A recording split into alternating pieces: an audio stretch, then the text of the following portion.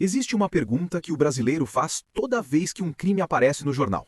Toda vez que aparece uma história de assalto, de tráfico, de golpe, de assassinato. A pergunta é quase automática, quase reflexa. Como uma pessoa consegue fazer isso? E a resposta que a maioria aceita é simples, confortável e completamente errada. Porque é mau caráter, porque nasceu assim, porque não tem Deus no coração. Essa resposta conforta, porque se o criminoso é um ser diferente, uma categoria separada de humano, então você está seguro, você nunca seria assim. Não existe risco, não existe espelho. O problema é que a ciência passou décadas estudando exatamente essa questão, e o que ela encontrou é muito mais perturbador do que qualquer crime que você viu no noticiário. Porque o que ela encontrou é que a linha entre quem comete um crime e quem não comete é muito mais fina do que qualquer um de nós gostaria de admitir. Vamos começar pelo início, pela infância.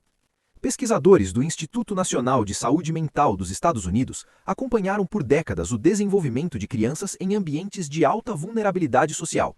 O que eles documentaram foi um padrão que se repetia com consistência perturbadora.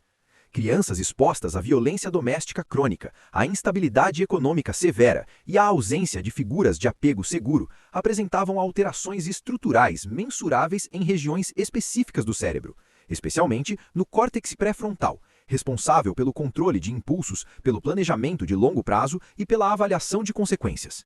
Em linguagem simples, o cérebro dessas crianças foi fisicamente remodelado pelo ambiente antes de elas terem qualquer capacidade de escolha. Isso não é desculpa, é biologia. E no Brasil, isso tem um peso específico que não pode ser ignorado. Um estudo do IPEA mostrou que mais de 60% das pessoas presas no país viveram na infância em condições de pobreza extrema, em lares com histórico de violência e sem acesso consistente à educação de qualidade. Não são pessoas que escolheram o crime num momento de clareza. São pessoas cujo cérebro foi treinado desde cedo a operar em modo de sobrevivência, onde o horizonte de planejamento é curto, onde a ameaça é imediata e onde a confiança em sistemas e instituições foi destruída muito antes de qualquer decisão consciente ser tomada. Mas espera, porque isso levanta uma pergunta incômoda. Se o ambiente molda o comportamento de forma tão profunda, por que a maioria das pessoas que crescem em condições similares não comete crimes? Porque dentro da mesma favela, na mesma rua, no mesmo quarteirão, alguns seguem um caminho e outros seguem outro. Essa é a pergunta que a psicologia passou anos tentando responder, e a resposta tem nome: fator de proteção. Pesquisadores da Universidade de Harvard identificaram que o elemento mais consistente entre pessoas que crescem em ambientes de alto risco e não desenvolvem comportamento criminoso é a presença de ao menos uma relação de apego seguro e duradouro. Não precisa ser pai e mãe. Pode ser uma avó, um professor, um vizinho, um treinador, um único adulto que olha para aquela criança e sinaliza, de forma consistente: você importa, você tem valor, eu estou aqui.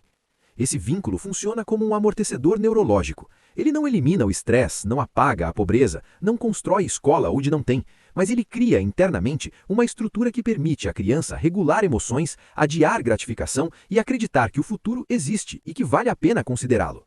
No Brasil, estima-se que milhões de crianças chegam à adolescência sem ter formado nenhum vínculo desse tipo. E quando isso acontece, o grupo que preenche esse espaço frequentemente é o único que se apresenta com consistência, com identidade clara, com sentido de pertencimento e com proteção: o crime organizado. Aqui entra um conceito que psicólogos criminais chamam de identidade por afiliação.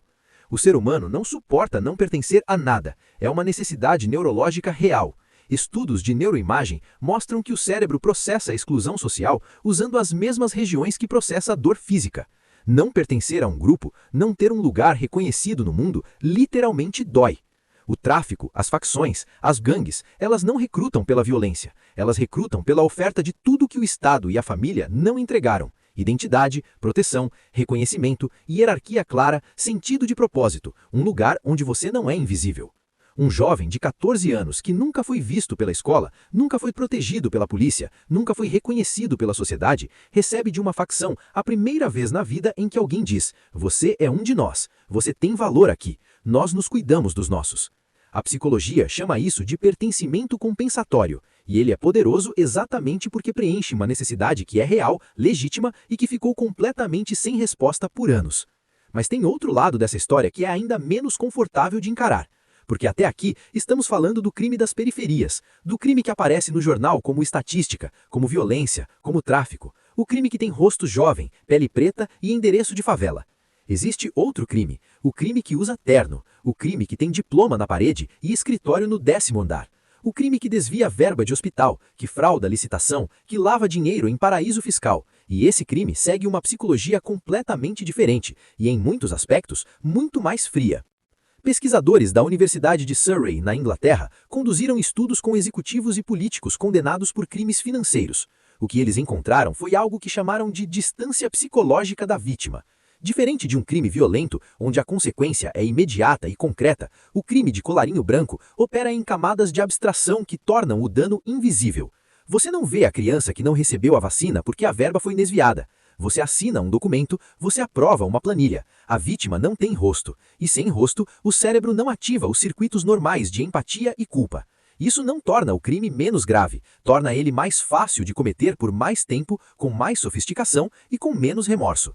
E no Brasil, esse crime carrega um agravante específico que antropólogos documentam há décadas: a cultura do jeitinho. A normalização gradual de pequenas infrações, o isso todo mundo faz, o não peguei para mim, peguei para o partido, o sempre foi assim aqui. Cada pequena transgressão aceita recalibra o que a mente considera aceitável. É um processo lento, invisível e devastadoramente eficaz. Existe um experimento que você precisa conhecer para entender o quanto tudo isso é sério. Em 1971, o psicólogo Zimbardo conduziu o famoso experimento da prisão de Stanford.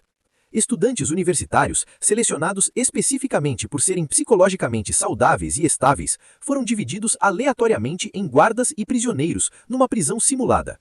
O experimento precisou ser encerrado em menos de uma semana, porque os guardas começaram a exercer crueldade real, porque o ambiente, a estrutura, o papel social atribuído foi suficiente para transformar comportamento de pessoas que, fora daquele contexto, nunca fariam nada daquilo.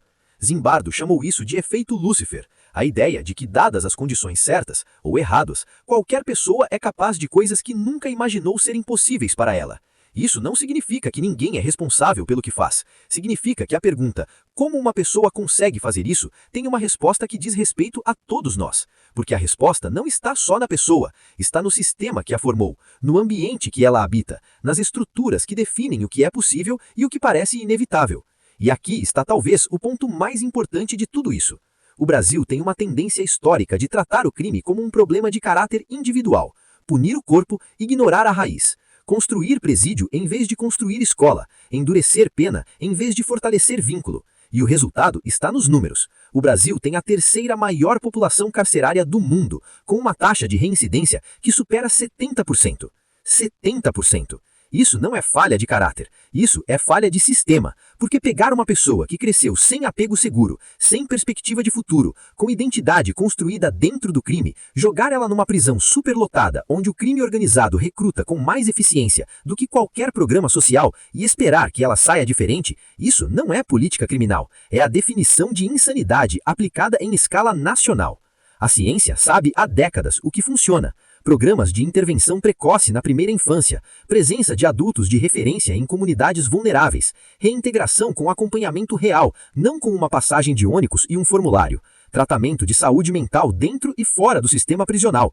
Essas intervenções têm custo, mas o custo é menor do que continuar fazendo o que não funciona.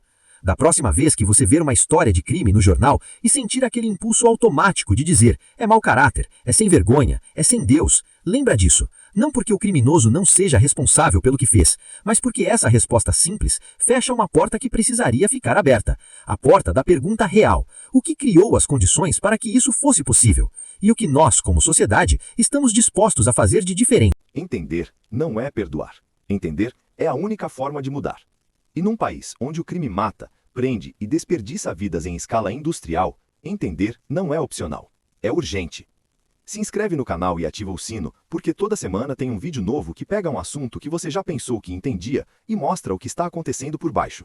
E deixa nos comentários, qual foi a primeira vez que você questionou a ideia de que criminoso nasce criminoso? Quero ler aqui embaixo.